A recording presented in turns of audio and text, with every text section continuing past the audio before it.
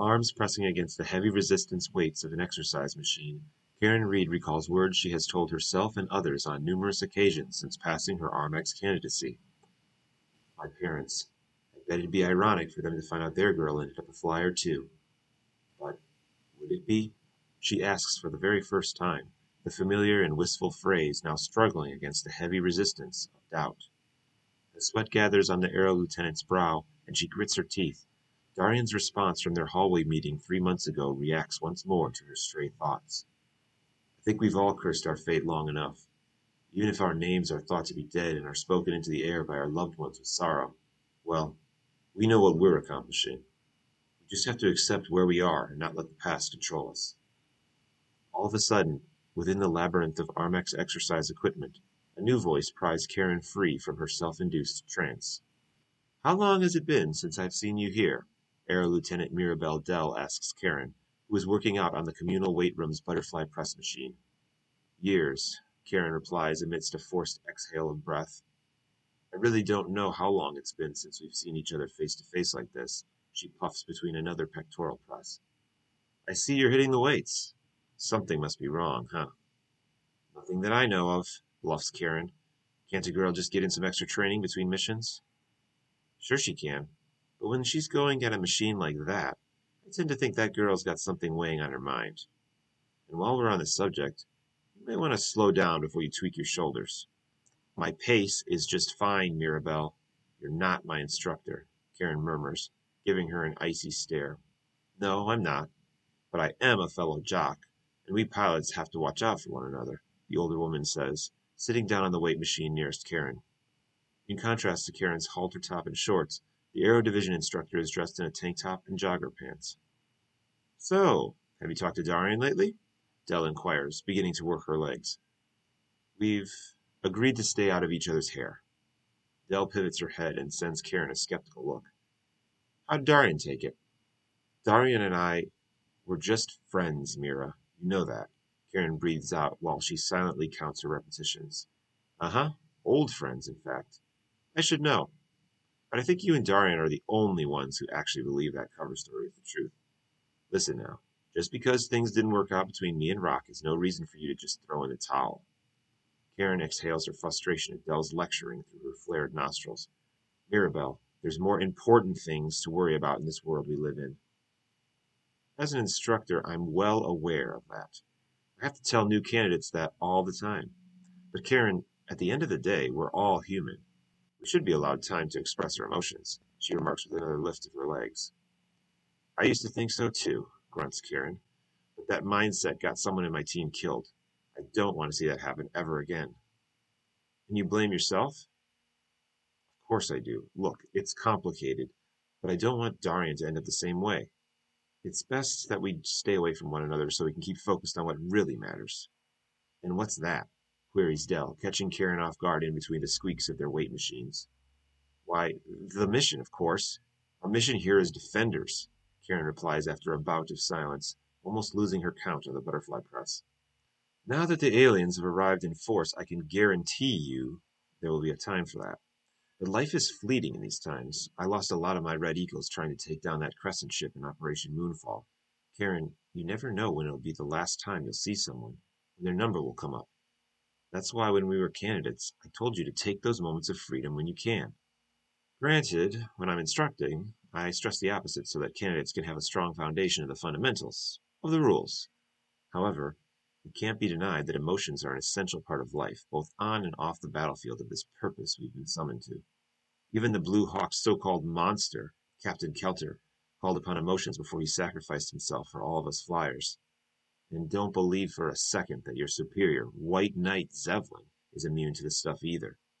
Emotions are the X factor of the human spirit that will allow us to win this war with the aliens.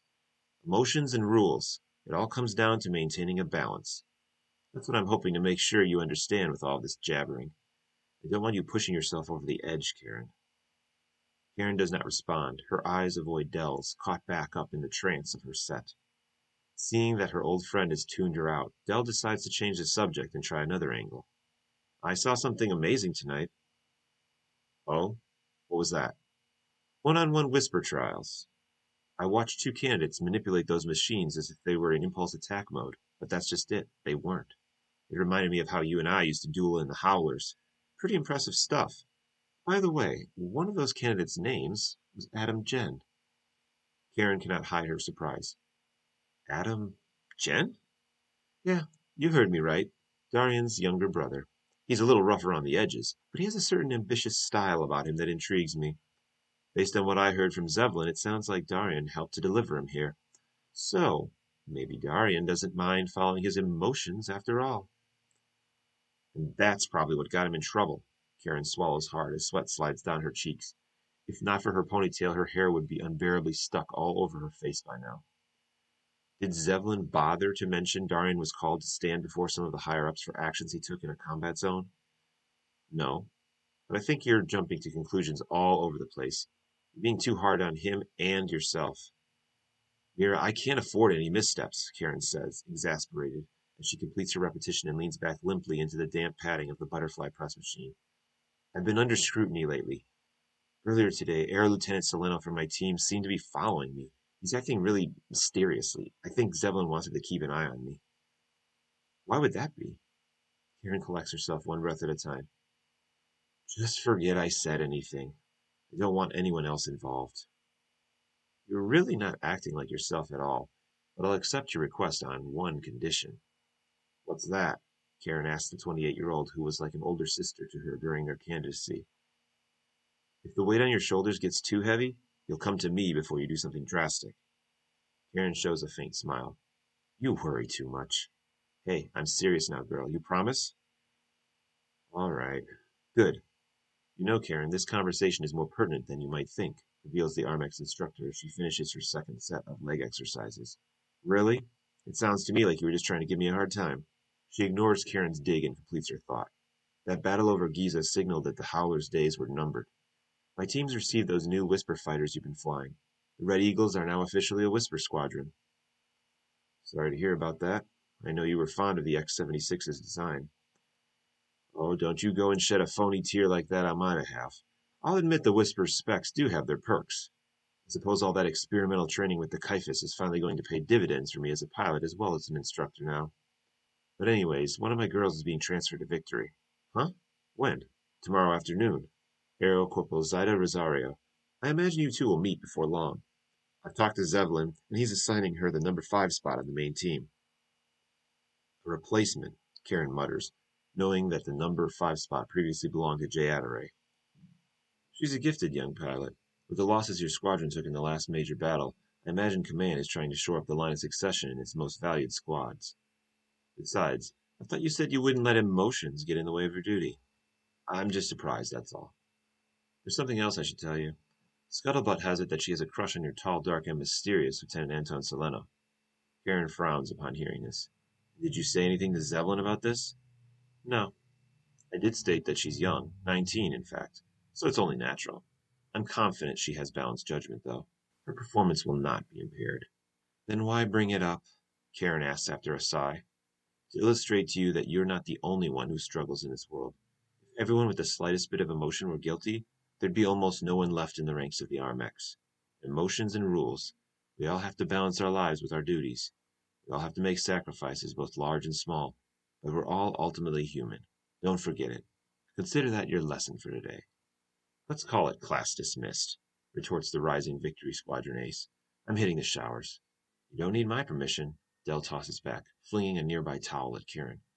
Just be nicer to your knuckles this time, she adds, referring to Karen's relentless, tearful punching of a Mother 4 shower pod following Operation Moonfall. What? Karen utters in shock, pulling a towel from her soaked, sticky face. How did you... Instructors are very observant. What can I say? Beyond frustrated, Karen strides off toward the women's locker room. Dell reaches down to massage her calves and reviews her actions. Maybe I made things worse.